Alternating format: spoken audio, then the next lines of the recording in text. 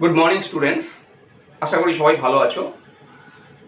আগের ভিডিওগুলোতে আমি তোমাদের অনুপাত ও সমানুপাতের বেশ কিছু অঙ্ক করিয়ে দিয়েছি। আজ আমি সমানুপাতের কয়েকটা বিশেষ ধর্ম নিয়ে আলোচনা করব।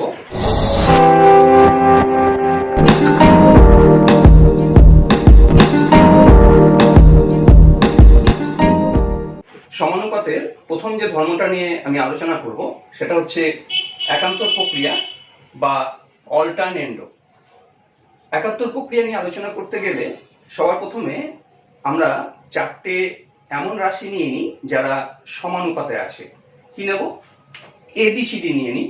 ধরো A B C D, এরা চারজন সমানুপাতি।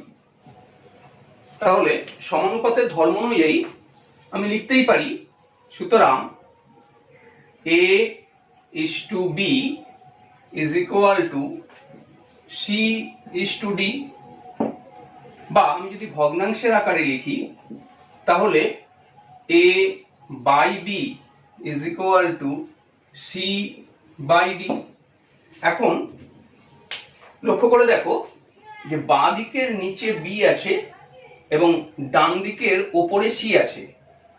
আমি এখন যেটা করব সেটা হচ্ছে এই বাঁ দিক থেকে বিটাকে ডান দিকে নিয়ে যাব আর ডান দিক থেকে সিটাকে বাঁ দিকে নিয়ে আসবো। যেহেতু বিটা নিচে আছে অর্থাৎ ভাগ অবস্থায় আছে, সাইড চেঞ্জ করলে ওটা ওপরে চলে যাবে বা গুণ অবস্থায় হয়ে যাবে। উল্টো ভাবে সিটা যেহেতু ডান দিকে গুণ অবস্থায় আছে, বাঁ দিকে নিয়ে আসলে এটা ভাগ হয়ে যাবে বা তলায় চলে আসবে। তাহলে চলো লিখে ফেলি এটা, বা এ বাই সিটাকে এদিকে নিয়ে চলে আসো, নিচে লিখলাম this is equal to beta ডান দিকে নিয়ে যাচ্ছি, ওপরে উঠে গেল বি বাই ডি। এখন যদি এইটাকে আমি আবার সমানুপাতের আকারে লিখি, যে আকারে আগে লেখা ছিল, তাহলে কি রকম দাঁড়াচ্ছে? A is to C is equal to B is to D। এইবারে লক্ষ্য করো যে এখন যে অনুপাতটা তৈরি হলো সমানুপাতটা, আর যে সমানুপাত আমি প্রথম শুরু করেছিলাম তাদের মধ্যে ফারাকটা কি ভালো করে লক্ষ্য করে দেখো যে প্রথম লেখা সমানুপাতে বি আর সি পরস্পর জায়গা পরিবর্তন করেছে, স্থান বিনিময়। বিটা এখান থেকে এখানে চলে গেছে আর সিটা এখান থেকে এখানে চলে এসছে, করার ফলে আমার একটা নতুন সমানুপাত তৈরি হয়েছে। তার মানে কি? একান্তর প্রক্রিয়া বা অল্টারনেন্ডো তাহলে আমাদের কি বলছে? একান্তর প্রক্রিয়া বা অল্টারনেন্ডো বলছে যে এইরকম এ বি সি ডি চারটে রাশি যদি সমানুপাতে থাকে, তাহলে মধ্যপদ দুটো যদি নিজেদের মধ্যে স্থান বিনিময় করে বা জায়গা পরিবর্তন করে, তাহলেও রাশিগুলো সমানুপাতেই থাকবে। এবং আমি ডাইরেক্ট এইখান থেকে এইটা লিখে দিতে পারি। মাঝখানে স্টেপসগুলো দেখানোর আমার কোনো দরকার নেই, শুধু আমাকে বলে দিতে হবে আমি একান্তর প্রক্রিয়ার প্রয়োগ করছি, অর্থাৎ এখান থেকে সোজা আমি এইটা লিখে দিতে পারবো। আর যদি তোমরা ভগ্নাংশের আকারে লিখতে চাও, ইস্টু আকারে না লিখে, তাহলেও এইখান থেকে ডাইরেক্ট এইটা লিখে দিতে পারবো। অর্থাৎ অল্টারনেন্ডো যেটা করছে, অর্থাৎ একান্তর প্রক্রিয়া যেটা করছে সেটা হচ্ছে যে চারটে সমানুপাতি রাশিকে সমানুপাতের আকারেই আবার লিখছে, কিন্তু মধ্যপদ দুটোকে জাস্ট জায়গা পরিবর্তন করছে। এটাই হয়ে গেল একান্তর প্রক্রিয়া। এবারে আমি করছি সমানুপাতের 2 নম্বর ধর্ম, অর্থাৎ বিপরীত বা ব্যস্ত প্রক্রিয়া, ইংরেজিতে যাকে বলছে ইনভার্টেন্ডো। এখানেও আগের মতোই এ বি সি ডি চারটে সমানুপাতি রাশি নিয়েছি, যাদেরকে ভগ্নাংশের আকারে লিখলে হচ্ছে a by B is equal to C by d. এখন ইনভার্টেন্ডোতে আমি কি করব, অর্থাৎ ব্যস্ত প্রক্রিয়াতে আমি কি করব, জাস্ট এই বাঁ দিকের অনুপাতটাকে উল্টে দেবো। উল্টে মানে এর অনন্যকটা লিখবো, অর্থাৎ হরটা চলে যাবে লবে, লবটা চলে যাবে হরে। এবং তোমরা ভালো করেই জানো বাঁ দিকে যদি আমি উল্টাই তাহলে ডান দিকটা অবশ্যই আমাকে উল্টাতে হবে, অর্থাৎ এরও হরটা লবে যাবে, লবটা হরে যাবে। তাই লেখো বা B by A is equal to D by C. এখন এটাকে যদি আমি সমানুপাতের আকারে লিখি এইরকম, তাহলে কিরকম দাঁড়াচ্ছে, B is to A is equal to D is to C. এইটা একটা নতুন সমানুপাত তৈরি হলো, কিন্তু এটাকে পেলাম আমি আমার প্রথম নেওয়া সমানুপাতটা থেকে। যেখানে এ বি সি ডি সমানুপাতি ছিল, সেখানেই আমি এখন বলছি ডি এ ডি সি সমানুপাতি। এবার এই প্রথম আমার নেওয়া সমানুপাতটা আর এখন আমি যেটা পেলাম, এই সমানুপাত দুটোর মধ্যে ফারাক কি? দেখো, প্রথম সমানুপাতটাকে জাস্ট উল্টে দেওয়া হয়েছে, এর ব্যস্ত অনুপাত অর্থাৎ এ ইস টু বি এর ব্যস্ত অনুপাত হচ্ছে বি ইস টু এ, এবং ডান দিকেও তাই, সি ইস টু ডি এর ব্যস্ত অনুপাত হচ্ছে বি ইস টু সি। যেহেতু দুটো দিকেই দুটো অনুপাতকে তাদের ব্যস্ত অনুপাত দ্বারা প্রতিস্থাপিত করা হয়েছে, এবং এটা করার পরেও এখনো চারটে রাশি সমানুপাতেই আছে, ওই জন্য সমানুপাতের এই ধর্মটাকে বলা হয় ব্যস্ত প্রক্রিয়া। এবং এটা আমরা পরবর্তীকালে ডাইরেক্ট এইখান থেকে এইখানে ডাইরেক্ট লিখবো, মাঝখানে স্টেপগুলো দেখাবো না। বা যদি ভগ্নাংশের আকারে লেখো, তাহলে এই স্টেপ থেকে সোজা এই স্টেপ ডাইরেক্ট লিখবো। এবং কারণ হিসাবে আমরা কি বলবো? কারণ বলবো যে সমানুপাতের ব্যস্ত প্রক্রিয়া দ্বারা পাই। তাহলে ব্যস্ত প্রক্রিয়াটা আমাদের কমপ্লিট হলো। সমানুপাতের 3 নম্বর ধর্মটাকে আমরা বলছি যোগ প্রক্রিয়া বা কম্পোনেন্ডো। এখানেও সমানুপাতে আছে এমন চারখানা রাশি এবিসিডি নেওয়া হয়েছে, যাদেরকে ভগ্নাংশের আকারে পরিণত করলে এইরকম দাঁড়ায় a by B is equal to C by d. এখন যোগ প্রক্রিয়ার ক্ষেত্রে আমরা কি করব?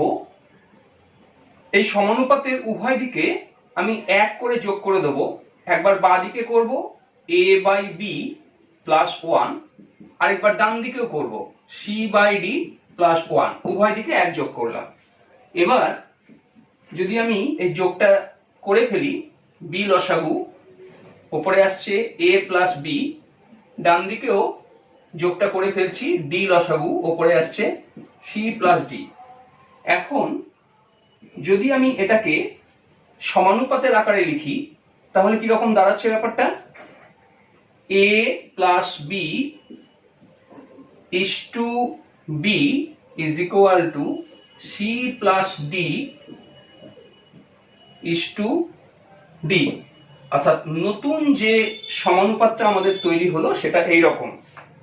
আর এটা যে সমানুপাত থেকে পাওয়া গেল সেটাই যে প্রদত্ত সমানুপাত a is to b is equal to c is to d। তাহলে যোগ প্রক্রিয়ার মাধ্যমে আমরা এই রকম কোন সমানুপাতকে ডাইরেক্ট এই রকম আকারে লিখতে পারি।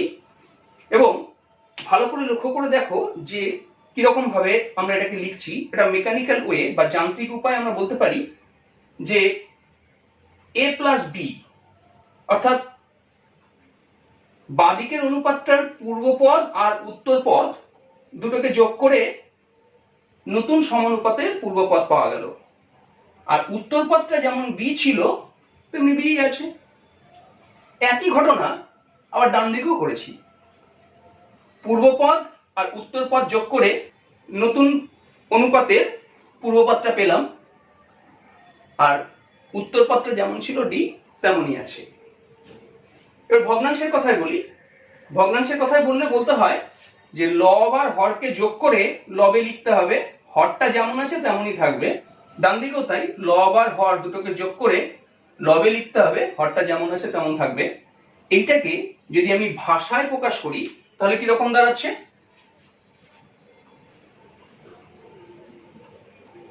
লব বাই হর ইজ ইকুয়াল টু লব বাই হর, এইরকম ভাবে সমানুপাতটা দেওয়া আছে।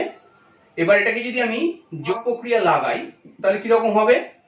লব আর হরকে যোগ করব, করে লবে লিখব লব প্লাস হর ডিভাইডেড বাই হর ইজ ইকুয়াল টু, ডান দিকেও তাই, লব প্লাস হর ডিভাইডেড বাই হর। আর যদি ভগ্নাংশের আকারে লিখি তাহলে এই স্টেপটা থেকে ডাইরেক্ট এই স্টেপটা লিখব। এটাকে আমরা বলছি যোগ প্রক্রিয়া।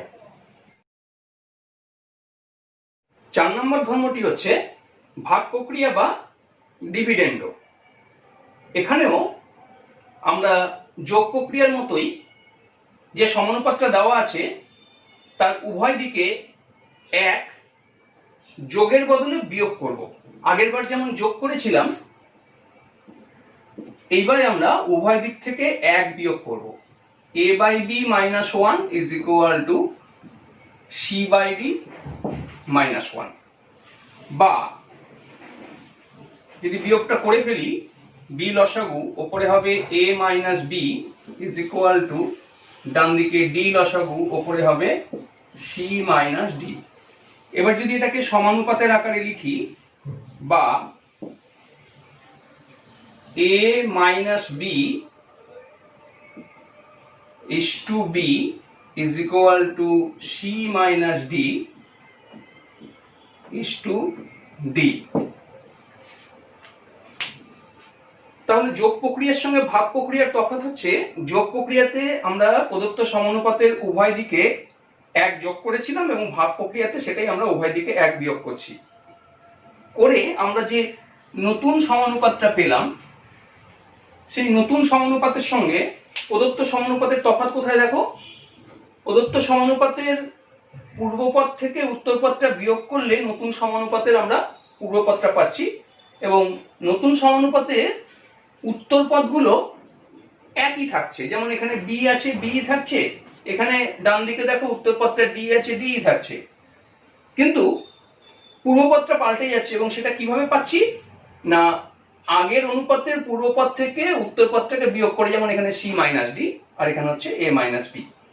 এটাকে আমরা ডাইরেক্ট এইখান থেকে লিখে দেবো এবং কারণ হিসেবে আমরা বলবো সমানুপাতের ভাগ প্রক্রিয়া দ্বারা পাই। আর যদি ভগ্নাংশের আকারে করি তাহলে এইখান থেকে ডাইরেক্ট এইটা লিখব। এখন এই যে যেটা করলাম, অর্থাৎ এই সমানুপাত থেকে ভাগ প্রক্রিয়ার মাধ্যমে যে নতুন সমানুপাতটা আমরা পেলাম, সেটাকে যদি আমি এই ভগ্নাংশের আকারটাকে ভাষায় প্রকাশ করি তাহলে কি রকম দাঁড়াচ্ছে। ভগ্নাংশে থাকলে প্রদত্ত সমানুপাতটা এরকম হবে, লব বাই হর সমান লব বাই হর, বা এটাকে যদি আমি ভাগ প্রক্রিয়া অ্যাপ্লাই করি তাহলে দাঁড়াবে লব মাইনাস হর বাই হর = ডান দিকেও তাই লব মাইনাস হর বাই হর। অর্থাৎ আগের বার যোগ হয়েছিল, এবার বিয়োগ হলো, ব্যাস বাকি সব একই রকম। তাহলে এই হয়ে গেল আমাদের সমানুপাতের 4 নম্বর প্রক্রিয়া বা ভাগ প্রক্রিয়া। নেক্সট যে প্রক্রিয়াটা আমরা করছি সেটা হচ্ছে যোগভাগ প্রক্রিয়া বা কম্পোনেন্ডো এন্ড ডিভিডেন্ডো। নামটা শুনেই তোমরা মোটামুটি বুঝতে পারছো যে যোগ প্রক্রিয়া এবং ভাগ প্রক্রিয়া দুটো প্রক্রিয়াকে সংমিশ্রণ করে আমাদের এই নতুন প্রক্রিয়া অর্থাৎ যোগভাগ প্রক্রিয়া তৈরি হয়েছে। এটা করার জন্য প্রথমে আমরা দেখে নিচ্ছি যে যোগ প্রক্রিয়া থেকে আমরা কি পাই। দেখো এখানে 4টে রাশি আছে ABCD যারা সমানুপাতি, অর্থাৎ a/b = c/d। এবার এইখান থেকে যোগ প্রক্রিয়াতে আমরা কিভাবে পাবো, প্রথমে এই সমানুপাতটাকে আমরা ভগ্নাংশের আকারে লিখে নিচ্ছি, a/b = c/d, বা এখান থেকে কি পাবো যোগ প্রক্রিয়াতে, আমরা জানি যে লবের সাথে হরটা যোগ করে দিয়ে লবে লিখতে হয়, তার মানে a + b বাই হরে যেমন আছে b তেমনই থাকবে = ডান দিকেও তাই c + d বাই d। এইটাকে আমি দিলাম 1 নম্বর সমীকরণ। এইবারে আমরা দেখি এই ভাগ প্রক্রিয়া থেকে কি পাচ্ছি। এখানেও আমরা যদি ভগ্নাংশের আকারে সমানুপাতটাকে লিখে ফেলি a/b = c/d, বা ভাগ প্রক্রিয়াতে কি হয়, লব থেকে হরটা মাইনাস করে লবে লিখতে হয়, বা a - b বাই b হরটা যেমন আছে তেমনই থাকবে, ডান দিকেও তাই C minus D by D, এটাকে আমি দিলাম 2 নাম্বার। এইবারে 1 নম্বর আর 2 নম্বর এই দুটো সমীকরণকে যদি আমরা ভাগ করি তাহলে কি পাবো দেখো। এখন 1 ভাগ 2 করি, করলে কি পাচ্ছি দেখো। প্রথমে বাদিকটাকে বাদিক দিয়ে ভাগ করি। 1 এর বাদিকে আছে a plus B by B ভাগ 2 এর বাদিকে আছে a minus B by B. এবারে ডান দিকটা দিয়ে ভাগ করব। 1 এর ডান দিকে আছে C plus D by D ভাগ 2 এর ডান দিকে আছে C minus D by D. বা এবারে ভাগটাকে গুণ করে দাও, তাহলে এই রাশিটা উল্টে যাবে। a plus B by B, ভাগ চিহ্নটাকে গুণ চিহ্ন করে দিলাম, পরের ভগ্নাংশটা উল্টে গিয়ে b by a plus b হয়ে যাবে, a minus b sorry. This is equal to, এখানে c plus D by D, ভাগ চিহ্নটাকে গুণ চিহ্ন করে দিলাম, এটা উল্টে গিয়ে হয়ে যাবে d by c minus d। এবার দেখো এই b ওপর নিচে কেটে গেল, এদিকেও দেখো এই d ওপর নিচে কেটে গেল। বা a plus b is to a minus b is equal to c plus d is to c minus d। তাহলে আমরা এই নতুন সমানুপাতটা পেলাম, যেটা কিনা এই প্রদত্ত সমানুপাতের থেকে পাওয়া গেছে। অর্থাৎ যদি আমাদের যোগভাগ প্রক্রিয়া লিখতে বলে তাহলে ডাইরেক্ট আমরা এই সমানুপাত থেকে এই সমানুপাতে চলে আসতে পারি। এবার এটাকে যদি ভগ্নাংশের আকারে লিখি তাহলে কি রকম দাঁড়াবে দেখো। প্রথমে এই সমানুপাতটা থেকে ভগ্নাংশের আকারে পাচ্ছি বা a by b is equal to c by d। এবার যদি এটার উপর আমি যোগভাগ প্রক্রিয়া প্রয়োগ করি তাহলে কি দাঁড়াবে, বা লব প্লাস হর অর্থাৎ a প্লাস b এটা উপরে থাকবে, বাই নিচে থাকবে লব মাইনাস হর অর্থাৎ a মাইনাস b, ডান দিকেও তাই, লব প্লাস হর অর্থাৎ c প্লাস d বাই লব মাইনাস হর অর্থাৎ c মাইনাস d। এই হয়ে গেল যোগভাগ প্রক্রিয়ার প্রয়োগ। অর্থাৎ এই রকম দেওয়া থাকলে আমরা ডাইরেক্ট এই রকম লিখতে পারবো যোগভাগ প্রক্রিয়া প্রয়োগ করে। পাশে আমরা কারণটা লিখে দেবো যোগভাগ প্রক্রিয়া দ্বারা পাই। এবং এটাকে যদি আমি ভাষায় প্রকাশ করি তাহলে কিরকম দাঁড়াচ্ছে দেখো।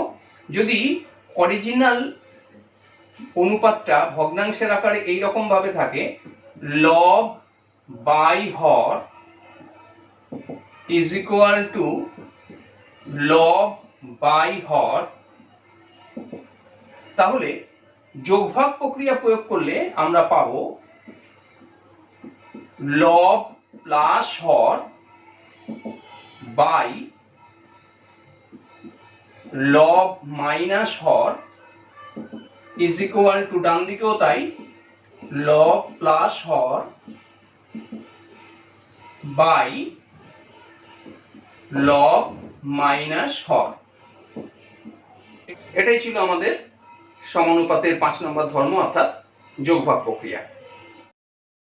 সমানুপাতের নেক্সট যে ধর্মটা নিয়ে আমরা আলোচনা করব সেটা হচ্ছে সংযোজন প্রক্রিয়া বা অ্যাডেন্ডো। সংযোজন প্রক্রিয়ার বৈশিষ্ট্য হচ্ছে যে এই প্রক্রিয়াটা কেবলমাত্র দুখানা অনুপাতের জন্যই নয়, এটা 2 এর অধিক অনুপাতের জন্য এই প্রক্রিয়াটা প্রয়োগ করা যেতে পারে। প্রথমে আমরা দুটো অনুপাত নিয়ে করে দেখি, তারপরে 2 এর অধিক অনুপাত নিয়েও করব। আমরা এই জন্য প্রথম যে অনুপাতটা নিলাম সেটা হচ্ছে a by b is equal to c by d, এরকম দুটো অনুপাত যারা সমান। এখন সংযোজন প্রক্রিয়ার নিয়ম অনুযায়ী আমরা এটাকে লিখতে পারি দিস ইজ ইকুয়াল টু লবগুলোর যোগফল অর্থাৎ a প্লাস সি বাই হরগুলোর যোগফল অর্থাৎ b প্লাস ডি, এই যে নতুন অনুপাতটা তৈরি হলো, এই নতুন অনুপাতটা আগের দুটো অনুপাতের প্রত্যেকের সাথে সমান। এটাই সংযোজন প্রক্রিয়া। এটা শুধুমাত্র দুটো অনুপাতের জন্য নেওয়া হয়েছে, এটা তিনটে বা চারটে বা তারও বেশি অনুপাতের জন্য করা যেতে পারে। যেমন ধরো আমাকে তিনটে অনুপাত এইরকম দিয়েছে, a by B is equal to C by D is equal to E by F. এইবার যদি আমি এটাকে সংযোজন প্রক্রিয়া লাগাই তাহলে কি হবে না, এর সাথে সমান আরেকটা অনুপাত আমরা পাবো, এর সাথে মানে এই তিনটে অনুপাতের সাথেই সমান আরেকটা নতুন অনুপাত আমরা সংযোজন প্রক্রিয়া বা অ্যাডেন্ডোর মাধ্যমে পাবো। সেইটা কিভাবে বার করব না, এই প্রদত্ত অনুপাতগুলো লবগুলোকে যোগ করে ফেলবো, করে সেটাকে লবে লিখবো, অর্থাৎ a plus C plus E divided by প্রদত্ত অনুপাতগুলোর হরগুলোকে যোগ করে সেটাকে হরে লিখবো, অর্থাৎ b plus D plus F. এই যে নতুন অনুপাতটা পেলাম, এই নতুন অনুপাতটা এই তিনটে অনুপাতের প্রত্যেকটা অনুপাতের সাথেই সমান। এটাই সংযোজন প্রক্রিয়া। এটা আমরা n সংখ্যক অনুপাত দিয়েও করতে পারি, অর্থাৎ আমি যদি n সংখ্যক অনুপাত নিই তাহলেও কিন্তু এটা, অর্থাৎ n মানে যা খুশি, তিনটের জায়গায় চারটে, পাঁচটা, 10টা, 100, 200 যা খুশি নিতে পারি। আমি একটা n সংখ্যক দিয়ে কিরকম হয় দেখাচ্ছি। ধরো আমার কাছে একটা অনুপাত আছে এরকম, a1 by b1 is equal to a2 by b2 is equal to a3 by b3 is equal to dot dot dot, this is equal to an by bn। অর্থাৎ n সংখ্যক অনুপাত আমার এখানে আছে, মাঝখানে এগুলো আমরা ডট ডট দিয়ে বুঝিয়ে দিয়েছি। a1 by b1, a2 by b2, a3 by b3 dot dot dot আরো আছে, এবং শেষেরটা হচ্ছে an by bn, n সংখ্যক। এবার এটাকে যদি আমি সংযোজন প্রক্রিয়া অ্যাপ্লাই করি তাহলে কি হবে, আগেই বলেছি লবগুলোকে সব যোগ করে লবে লিখতে হবে। তো লবে কি কি আছে দেখো, a1 plus a2 plus a3 plus dot dot dot plus an, লব যোগ হয়ে গেল, লবে লিখলাম, বাই এবারে হরগুলোকে যোগ করে হরে লিখতে হবে। হরে কি আছে, b1 plus b2 plus b3 plus dot dot dot plus bn। এটাই হয়ে গেল সংযোজন প্রক্রিয়ায় একটা নতুন অনুপাত পেলাম, যেই অনুপাতটা কিনা প্রদত্ত সবকটা অনুপাত অর্থাৎ n সংখ্যক অনুপাতের প্রত্যেকের সাথে সমান। তাহলে সংযোজন প্রক্রিয়াটা তোমরা বুঝে গেলে। এবার তোমরা প্রশ্ন তুলতেই পারো যে প্রদত্ত অনুপাতের লবগুলোর যোগফল বাই হরগুলোর যোগফল করে যে নতুন অনুপাতটা পাওয়া গেল, সেই অনুপাতটা ওই প্রদত্ত অনুপাতগুলির সবকটার সাথে সমান হবে, তার নিশ্চয়তা কোথায়? তাহলে চলো এরকম তিনটে অনুপাত নিয়ে আমরা একটা দেখে নিই যে এটা আদৌ সত্যি হচ্ছে কি হচ্ছে না। এর জন্য আমি a by B is equal to C by D is equal to E by F, এই তিনটে অনুপাত নিয়ে নিলাম। এখন সংযোজন প্রক্রিয়ার নিয়ম অনুযায়ী লবগুলোর যোগফল অর্থাৎ a plus C plus e by হরগুলোর যোগফল অর্থাৎ b plus D plus f হতে হবে। এখন প্রমাণ করব কি করে এরা সমান, অর্থাৎ এই নতুন অনুপাতটা এই প্রত্যেকটা অনুপাতের সাথে সমান।